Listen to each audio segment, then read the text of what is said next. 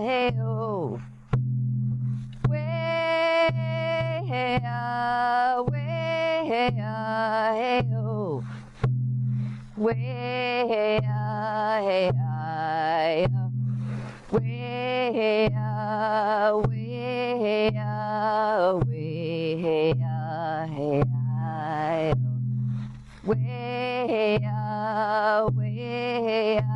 way, high.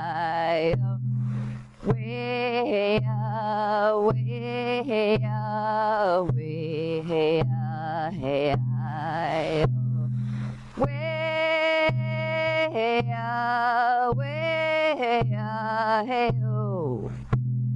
Way, way, hey, oh. Way, way, way, way, hey,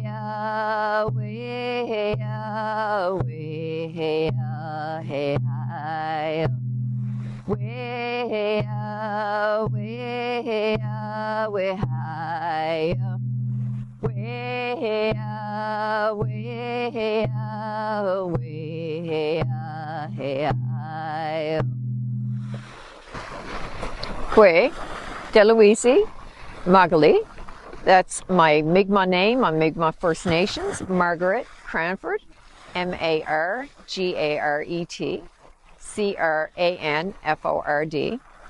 Cranford. We're sitting here on the east coast of Newfoundland today, but I'm originally from the west coast of Newfoundland, a little community called Flat Bay.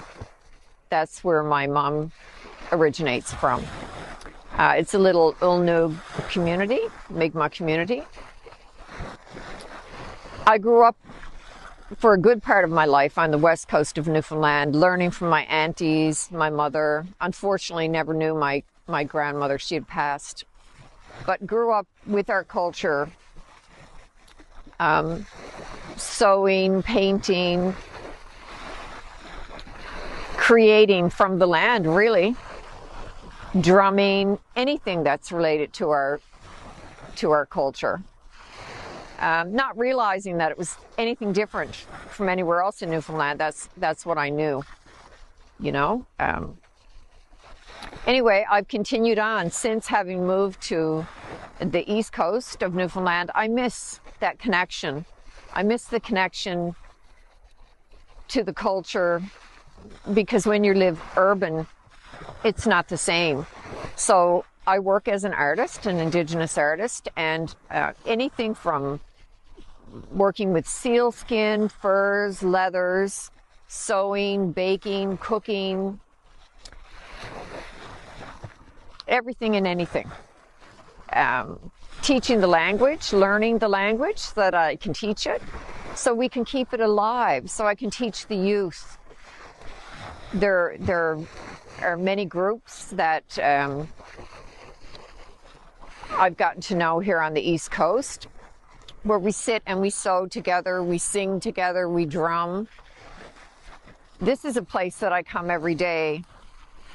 This beautiful ocean. This is in Topsail Beach, and I come here every day to connect and ground myself. Connect to the water. Water is life. Samguan is water in our Mi'kmaq language. And she is life. She sustains all life. She's like the uterus for Mother Earth. I come here and I meditate, I guess, in a sense. I just listen to the water. Today we were so blessed to see 3 eagles as we came here and began talking to each other, connecting. It's we definitely are woven into we are of the earth. We are of the earth. And to come here every day to see the animals and to be able to breathe the fresh air and listen to the waves makes me feel a part. And we are a part. As an Indigenous artist, I feel that one of my favorite Well, there's a couple of favorite things that I like to do. I like to sew, and I like to teach other women and children how to sew. For me, it's been a huge part of my healing. Growing up, I guess, in an alcoholic family, in any culture, is difficult. But for me, as a child, I felt invisible. So I kind of created my own space, my own way of healing. There's so many different options in life. You know, a lot of people fall to addiction, masking the pain that they feel. For me, it was creating. I was blessed to be able to be gifted the ability and the knowledge from my aunties and my mom to be able to create.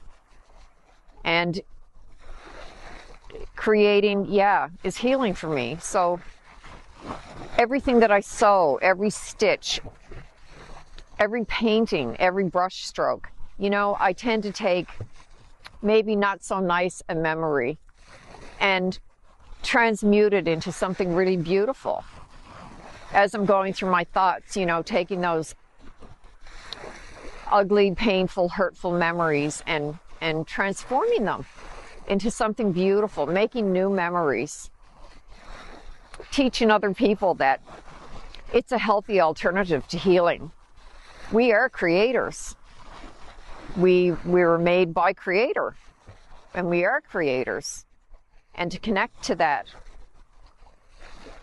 does my heart good. That's healing for me, being able to come to the land, you know, use nature. I use everything from the earth to create, whether it's natural paints or sinew from an animal. Usually these days is synthetic, unfortunately, but the furs from animals, it just connects me.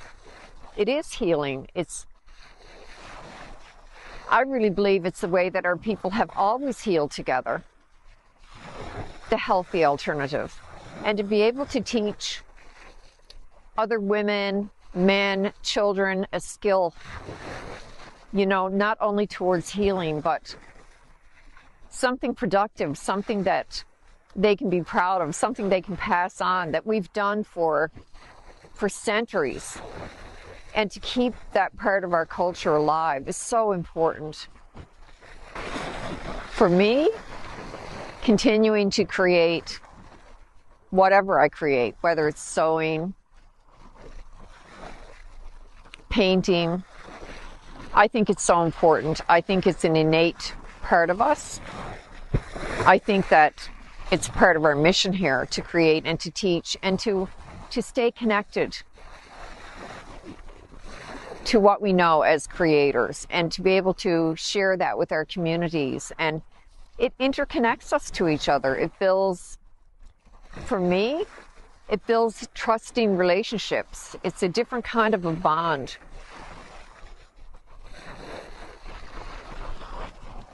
We inspire each other. It inspires me. It's my inspiration to continue to share my creative abilities with our people.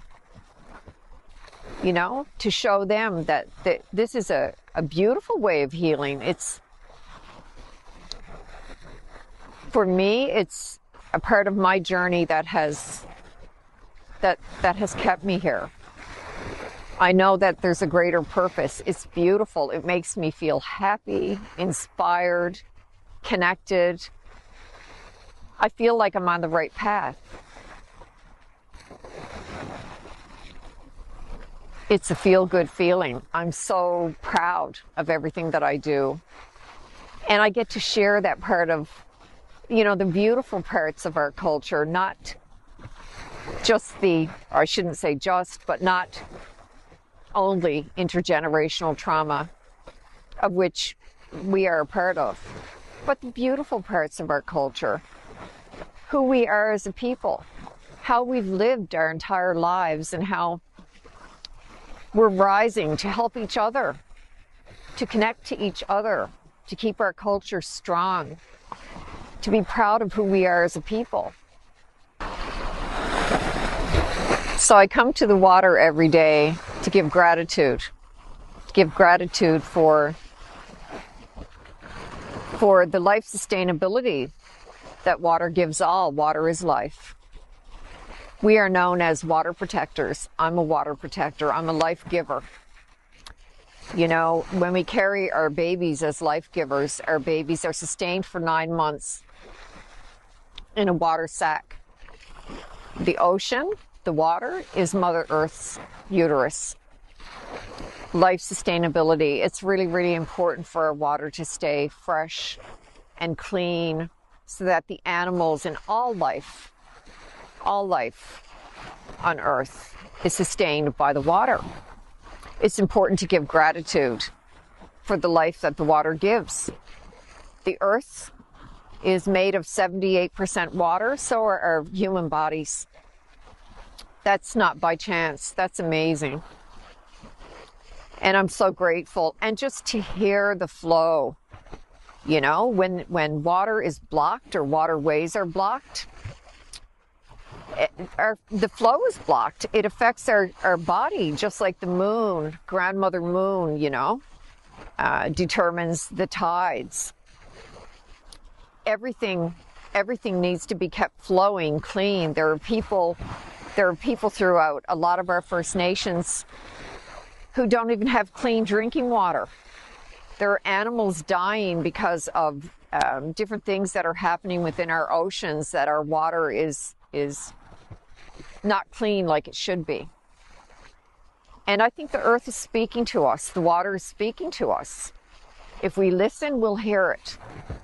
We need to work together with all people, not just Indigenous people being the water protectors. All people should protect the water and the land so that our children and grandchildren and great-grandchildren and many, many, many decades from now, the next 7 generations at least, and teach them how to respect the earth and the water and how to protect the earth and the water.